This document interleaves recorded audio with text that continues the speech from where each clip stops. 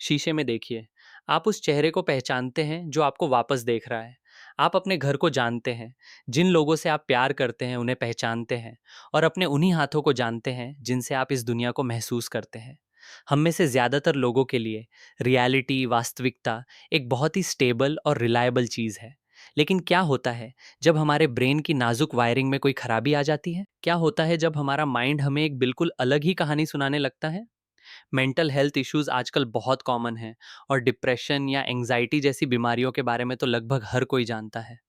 लेकिन psychiatric disorders का एक पूरा स्पेक्ट्रम ऐसा भी है जो हमारी रोजमर्रा की समझ से इतना दूर है कि वो किसी फैंटेसी या साइंस फिक्शन फिल्म की कहानी जैसा लगता है। आज हम ह्यूमन माइंड की भूल भुलैया लैब्रिंथ में उतरेंगे और दुनिया के कुछ सबसे रेयर और हैरान कर देने वाले साइकाइट्रिक सिंड्रोम्स को एक्सप्लोर करेंगे। ये कोई भूतों की कहानियां नहीं हैं, ये उन असल लोगों के डॉक्यूमेंटेड एक्सपीरियंसेस हैं जिनके दिमाग ने अपनी एक अलग ही ऑल्टरनेट रियलिटी बना ली है। जरा सोचिए, आप अपने जीवन साथी, अपने बच्चे या अपने सबसे अच्छे दोस्त को देख रहे हैं। आप उनका चेहरा, उनकी आवाज़ और उनके बात करने के तरीके को पहचानते हैं। फिर भी आपके अंदर एक खौफनाक यकीन बैठ जाता है कि वे वो नहीं हैं जो वे दिख रहे हैं। आपको लगता है कि किसी आइडेंटिकल इम्पोस्टर बहुरूपिये ने उनकी जगह ले ली है।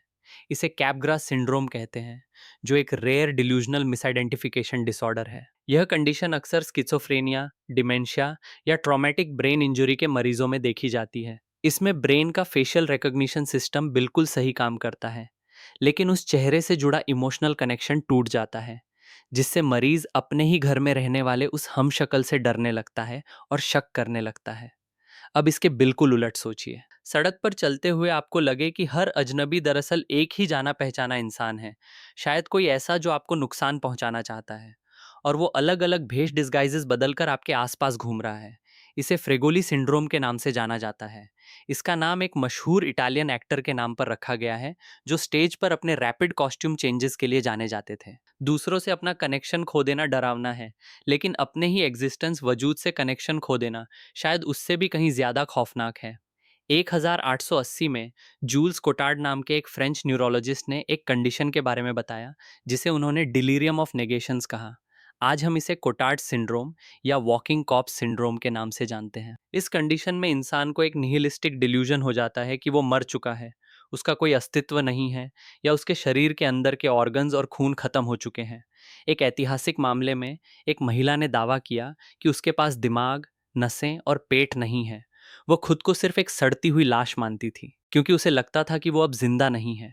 इसलिए उसने खाना पीना छोड़ दिया और कहा कि केवल आग ही उसके इस अनंत अस्तित्व, इटर्नल एग्जिस्टेंस को खत्म कर सकती है। ये सिर्फ कोई पुरानी ऐतिहासिक कहानी नहीं है। एक रीसेंट केस में एक 88 साल के बुजुर्ग, जो एक गंभीर मेडिकल क्राइसिस से रिकवर कर रहे थे, उन्होंने पूरे यकीन के साथ दावा किया कि वो मर चुके हैं।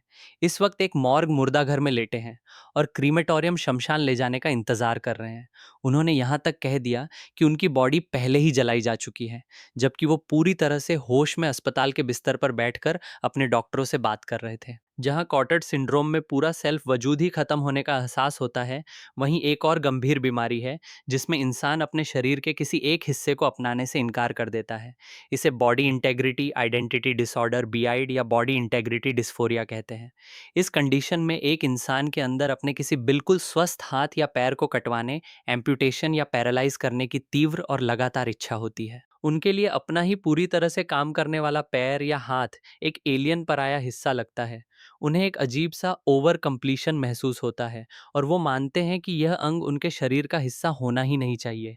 यह कोई कॉस्मेटिक शॉक नहीं है, बल्कि अपनी फिजिकल बॉडी को अपनी मेंटल आइडेंटिटी के साथ अलाइन करने की एक डेस्परेट ज़रूरत है। यह डिस्ट्रेस इतना ज़्यादा हो सकता है कि कुछ लोग भयानक कदम उठा लेते हैं। मेडिकल लिटरेचर में ऐसे केसेस दर्ज हैं जहां मरीजों ने अपने अंगों को ड्राई आइस में जमा दिया, या शॉटगन्स और चेनसॉस का इस्तेमाल करके अपने अंगों को इतना डैमेज कर लिया कि सर्जन्स के पास एम्पुटेशन के अलावा कोई चारा ही नहीं बचा। हैरानी की बात यह है कि एम्पुटेशन के बाद ये मरीज अक्सर एक शांति और कंप्लीटनेस महसूस करते हैं। हालांकि स्वस्थ अंगों को काटना मेडिकल कम्युनिटी में आज भी एक बहुत बड़ी एथिकल डिबेट का विषय है। हमारा दिमाग किसी वैक्यूम में काम नहीं करता।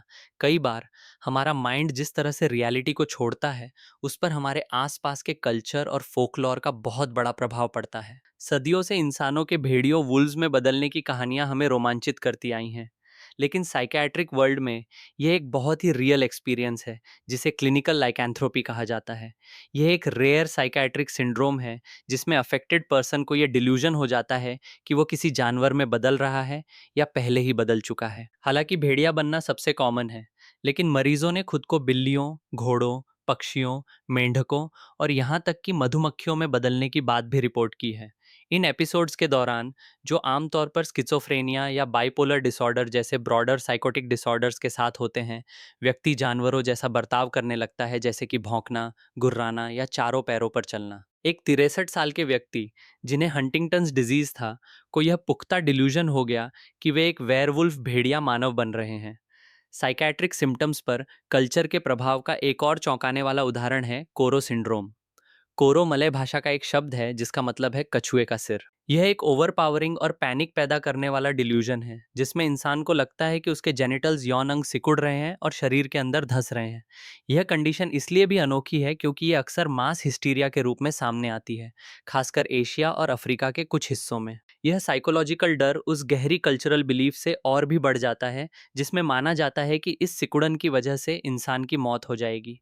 इस खौफ और घबराहट में कोरो से पीड़ित लोग और कभी-कभी उनके घबराए हुए परिवार वाले रिट्रैक्शन को रोकने के लिए फिजिकल तरीकों का इस्तेमाल करने लगते हैं, जैसे कि धागे या क्लैंपिंग डिवाइसेस बांधना, जिससे गंभीर फिजिकल इंजरी भी हो सकती है। कई बार दिमाग रियलिटी से इसलिए नहीं दूर भागता क्योंकि कोई केमिकल इम्बैलेंस है, बल्कि इसलिए ताकि वो किसी असहनीय स्ट्रेस तनाव से बच सके। 1898 में जर्मन साइकाइट्रिस्ट सिगबर्ट गंसर द्वारा पहली बार पहचानी गई यह बीमारी गंसर सिंड्रोम कहलाती है। इसे ऐतिहासिक रूप से प्रिजन साइकोसिस भी कहा जाता था, क्योंकि ये अक्सर कैदियों में देखा जाता था जो बहुत ज़्यादा स्ट्रेस में होते थे। इसमें मरीज एक dreamy, clouded state of consciousness में चला जाता है। इसका सबसे मुख्य लक्षण है वॉरबेरंड, यानी अप्रॉक्सीमेट आंसर्स, लगभग सही जवाब देना।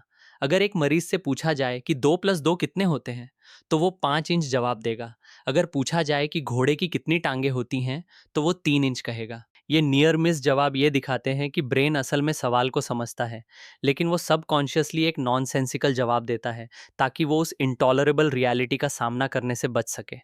जब वो एक्सट्रीम स्ट्रेस हट जाता है, तो ये सिंड्रोम अक्सर उतनी ही तेजी से गायब हो जाता है जितनी तेजी से आया था, और मरीज को इस पूरे एपिसोड का कुछ भी याद नहीं रहता। अंत में कुछ कंडीशंस ऐसी भी हैं जो स्पेस और टाइम, समय और स्थान के परसेप्शन को ही बिगाड़ देती हैं।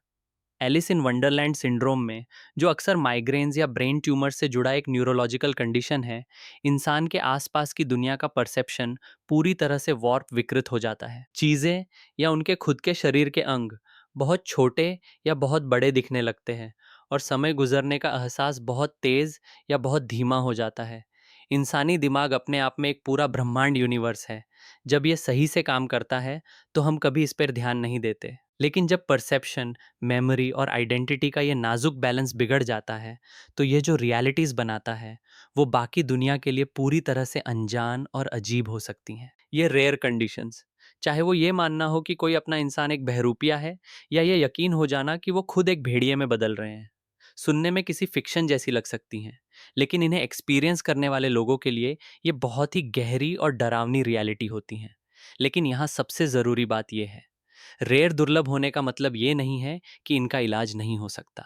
इनमें से ज़्यादातर डिसऑर्डर्स के पीछे सीवियर डिप्रेशन, न्यूरोलॉजिकल इंजरी या साइकोसिस जैसी कंडीशंस होती हैं। एक्सपर्ट साइकाइट्रिक केयर, सही मेडिकेशन और कंपैशनेट साइकोथेरेपी के जरिए ब्रेन को अक्सर वापस रियलिटी की तरफ गाइड किया जा सकता है। इन दुर्लभ बीमारियों को समझकर हम न सिर्फ इस कॉम्प्लेक्स ह्यूमन ब्रेन की परतों को खोलते हैं, बल्कि हम डर और स्टिग्मा कलंक को एम्पैथी, सहानुभूति से रिप्लेस कर सकते हैं।